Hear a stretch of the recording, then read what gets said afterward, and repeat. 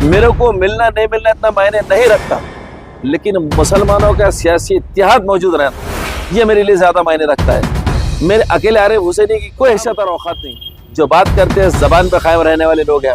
हमने कहा था कि मजलिस इत्तेहादुल मुस्लिमीन अगर हमारे हक़ में फ़ैसला करती है तो हम जोश और शिद्दत के साथ लड़ेंगे, और इंशाअल्लाह अगर हमारे हक़ में फ़ैसला नहीं आता है और हमारे कोई साथी के साथ में, हमारे कोई दोस्त के साथ में किसी के हक़ में अगर फ़ैसला आता है तो इंशाअल्लाह शिद्दत से उनको जिताने की कोशिश करेंगे।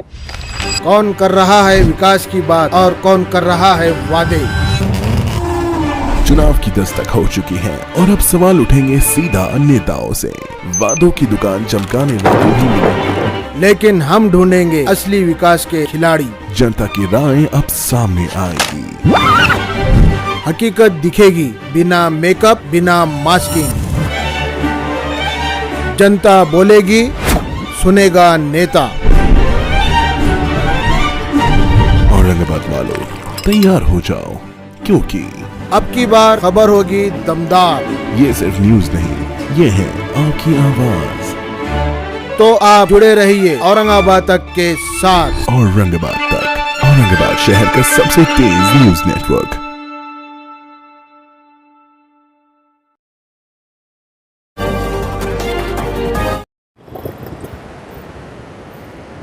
भारत में आज प्रभाग नंबर 6 की फाइनल लिस्ट जो है तो जारी हुई और देखने में ये आया कि उसमें कहीं पर भी आपका नाम नहीं आया।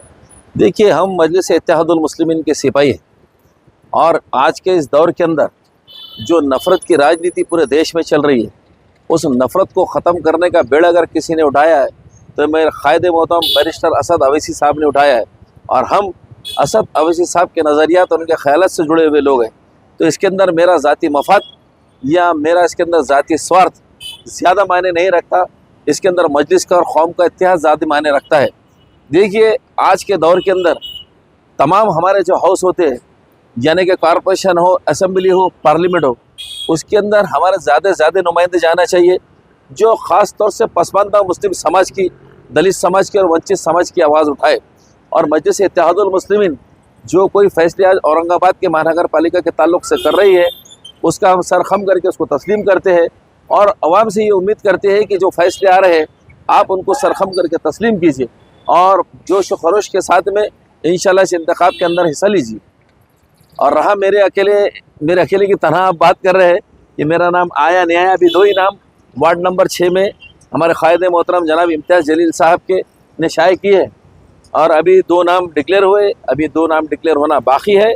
वो भी हमारे किसी और ही एमआईएम के चुनिंदा नुमाइंदों के या हमारे सरगर्म रुकनों के या हमारी पार्टी के वर्कर्स के आ सकते हैं।